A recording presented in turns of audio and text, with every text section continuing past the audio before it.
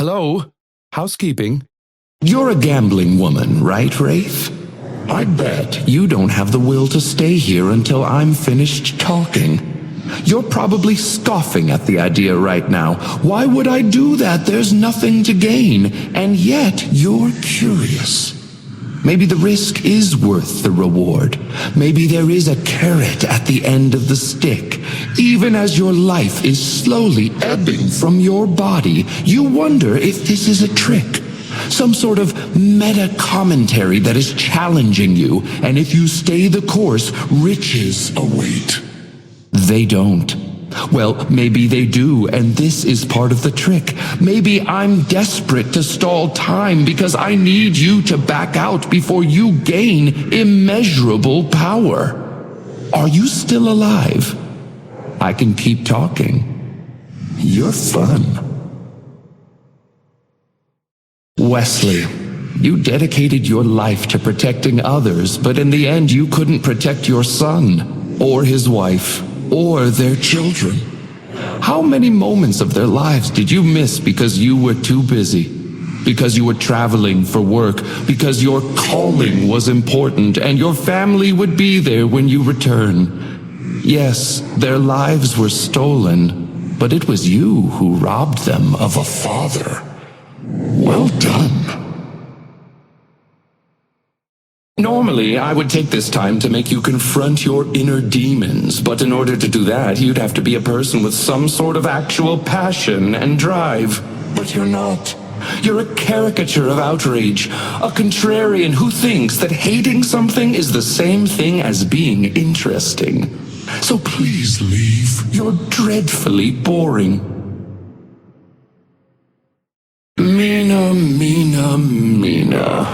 Your future was stolen from you by an assassin's bullet and replaced with the promise of eternal youth. We both know how well that's turned out for you. You're a child just learning to play a game that others have spent hundreds of years perfecting. You are destined to fail. Your brother died to save your life, Kaori, and what do you have to show for it? A life of exile in a country full of people that can't be bothered to learn your real name, and an organization that is a shadow of its former glory.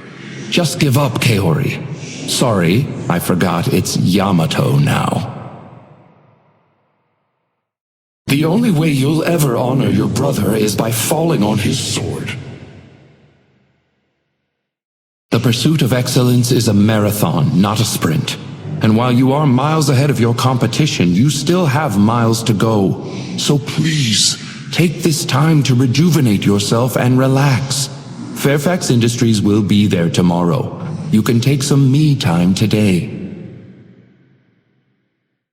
Your heart beats faster as you find yourself in new territory, slowly but surely realizing that here you are no predator, merely vermin scuttling down the hall. It won't be long before you find yourself feeling something that's eluded you for centuries. Fear. Know this, Bebop. When Miss Shelley dies, it will be because of your failure.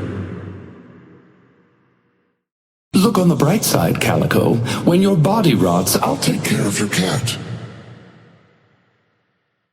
Professor, a little birdie told me that your anniversary is coming up. How wonderful. I would love to extend the Baroness's hospitality to you and your wife. You ruined many lives, Infernus. Do you really think that saving Hank's bar will make up for the harm you caused? Ivy, you're a good person, and I have no desire to torment you here. Just know this. In 5 years, one of the Arroyos is going to die, and there is nothing you can do to stop it. You wrestle with so much guilt. The things you know you did, and even more horrifying, the things you forgot. But at the Baroness, you don't need to worry about Ettrick or the expedition. Let me lighten the load.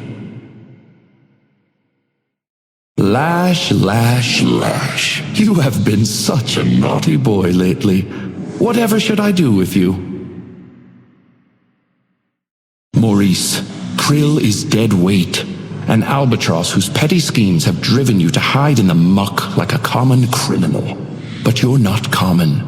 You're exceptional. Free yourself of him and see this for yourself. Maurice, Krill is just dead weight. Kill him.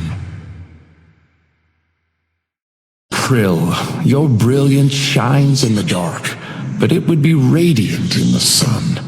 Why do you lower yourself to Maurice's standards? Your blind loyalty to him has cost you opportunity after opportunity. Cast him aside. Accept who you are.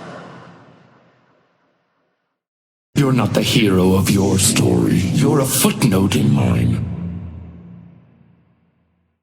Aaron, your mother and father love you and would be glad to see you come home. Sorry, I tried, but I couldn't keep a straight face. You have no home. You will be bound to each other for eternity. You know, Kane, one day you will actually believe the legend you sell to people, and on that day you will die screaming. I know you're prepared to die here, Venator, which is good. Because you shall. You can't put a bullet through hate, Vindicta. Haythorn will win. Oh, why bother taunting you? You're going to die of liver failure anyway. I haven't slaughtered man like this for years. What a treat! Right now, I'm sure your mind is reeling, questioning your very eyes, if not your sanity. Time slips away, as does your worry. Well, I suppose your worry is likely mounting as we speak, but eventually it will give way to inevitability, and from there to the sweet blackness of the void. Your friends are alone, likely dying while you sit here basking in the finest luxuries this plane can offer. You can try to save them, but why? You're already too late.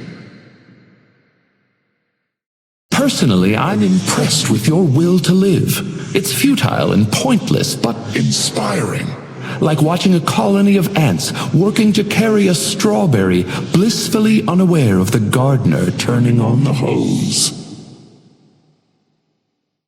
Thank you for giving your life at the Baroness Hotel. Gratuities are never expected, but always appreciated. The patrons have waited centuries to be summoned. They can wait a little longer. Stay.